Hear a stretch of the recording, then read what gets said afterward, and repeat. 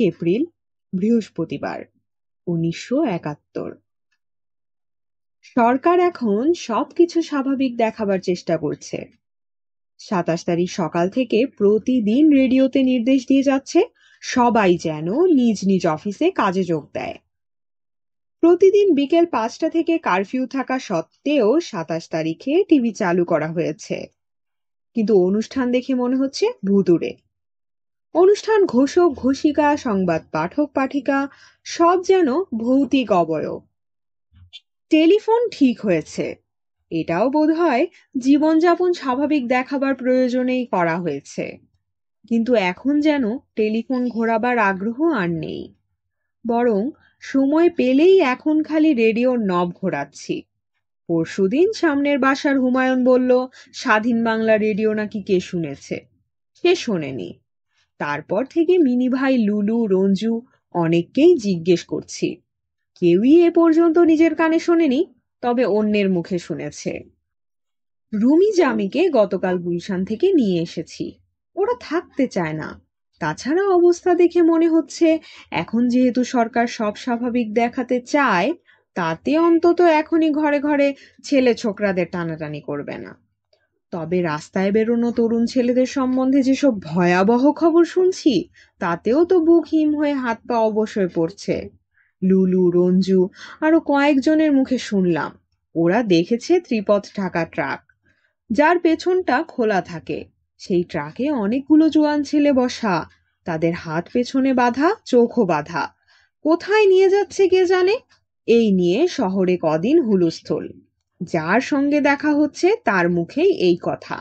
ভয়ে রুমি জামিকে একা বেরোতে দিচ্ছি না, রুমিকে গাড়িও চালাতে দিচ্ছি না। ড্রাইভার না থাকলে আমি চালাচ্ছি, রুমি জামিকে পেছনে বসিয়ে। মহিলা চালক দেখলে রাস্তায় আর্মি কিছু বলে না, ওদের যত রাগ উঠতি বয়সের ছেলেদের ওপর। রাস্তার এক পাশ দিয়ে মাথা নিচু করে চলা নিরীহ পথচারীও যদি অল্প বয়সী হয়, তাহলেও রক্ষে নেই। টহলদার মিলিটারি লাফ দিয়ে তার ঘাড় ধরে হয় ট্রাকে তুলবে, না হয় রাইফেলের দুঘা লাগিয়ে দেবে। রাস্তায় বহু গাড়িতে দেখছি উর্দু নেমপ্লেট।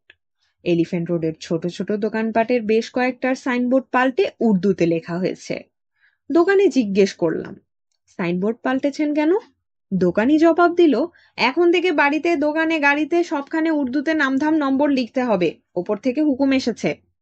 এরপর যাকেই জিজ্ঞেস করি সেই বলে, হ্যাঁ তাই তো শুনছি। এলিফ্যান্ট রোডের দুটো ছোট সাইনবোর্ড লেখার দোকানের সামনে গাড়ির লাইন লেগে থাকে।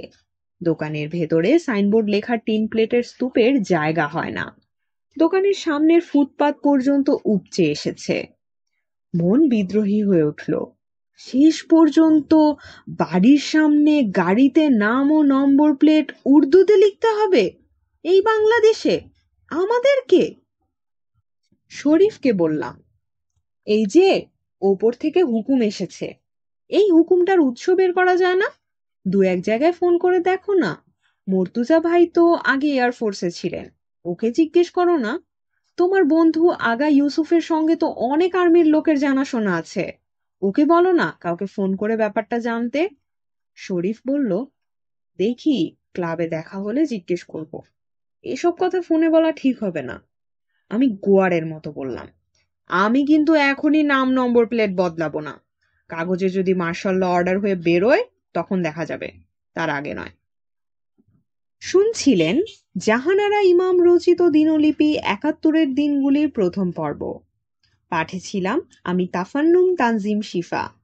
দিনলিপি ও এর পাঠ সম্পর্কিত যে কোনো মতামত এবং পছন্দের কোনো গল্প, কবিতা, উপন্যাস, নাটক আমার কণ্ঠে শুনতে আগ্রহী হলে কমেন্ট করে জানান। পর্বটি ভালো লাগলে বন্ধুদের সাথে শেয়ার করে পরবর্তী পর্বের জন্য অপেক্ষা করুন। ভিউ, লাইক, সাবস্ক্রাইব আমাদের পরবর্তী কন্টেন্ট তৈরিতে অনুপ্রেরণা যোগায়। এছাড়া আমার কণ্ঠে ভয়েস ওভার করাতে চাইলে ডেসক্রিপশনে প্রকাশিত মাধ্যমগুলো ব্যবহার করতে পারেন। আমাদের আজকের আয়োজন এখানেই সমাপ্ত হোক। সবাই সুস্থ থাকুন আর শুনতে থাকুন গল্পজ।